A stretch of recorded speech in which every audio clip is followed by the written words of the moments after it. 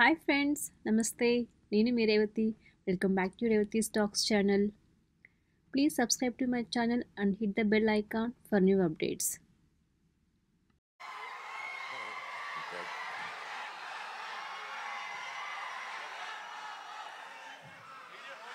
అందరికి నమస్కారం.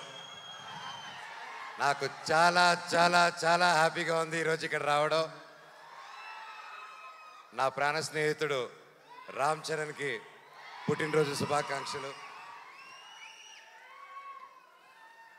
మామూలుగా ప్రతి ఇయర్ జరుగుతూ ఉంటుంది అని తెలుస్తూ ఉంటూ చూస్తూ ఉంటాము. ఎంత గొప్పగా ఉంటుందో అండ్ కన్నుల పండగగా ఉంటుంది మీరు చేసే ప్రతి ఈవెంట్స్. అండ్ రామ్ చరణ్ గురించి చెప్పాలంటే ఐ గాట్ ఇట్.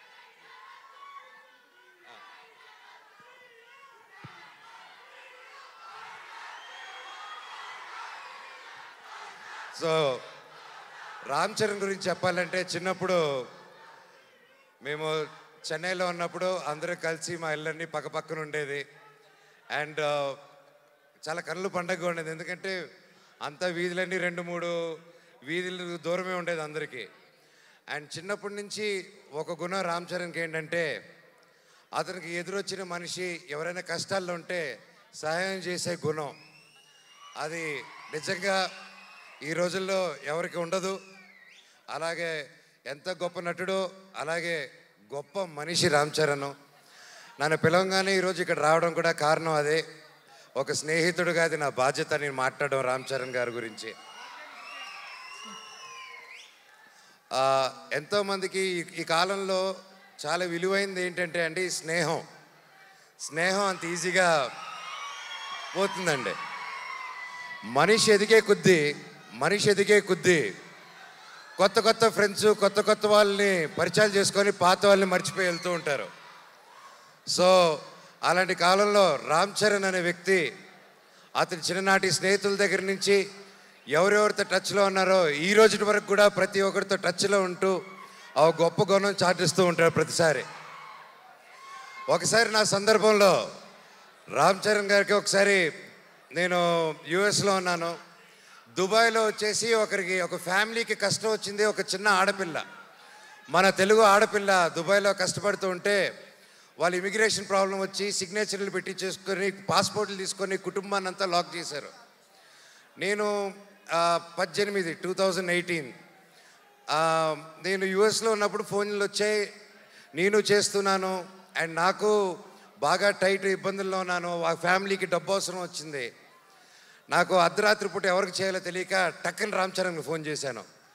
చేసి మిత్రమా, దుబాయ్లో ఒక ఆడపిల్ల వాళ్ళు ఇరుక్కొని ఉన్నారు, అర్జెంటుగా 5 లక్షలు కావాలి. నా వంతు నేను చేశాను, 5 లక్షలు తక్కువైందిరా, ఎలా చేయాలి మిత్రమా అంటే అకౌంట్ నెంబర్ పెట్టు బాబాయ్ అని ఒక్క క్షణంలో పంపించాడు.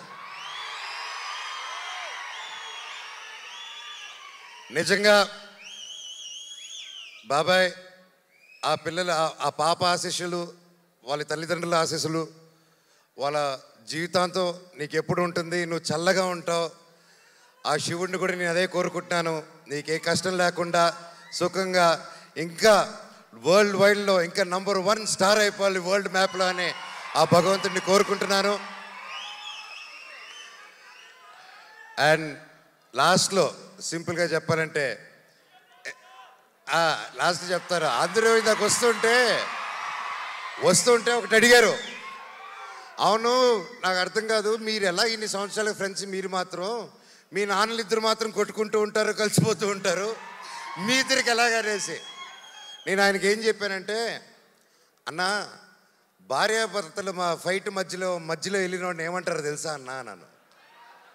సో ఆ పొరపాటు మాత్రం చేయకూడదు.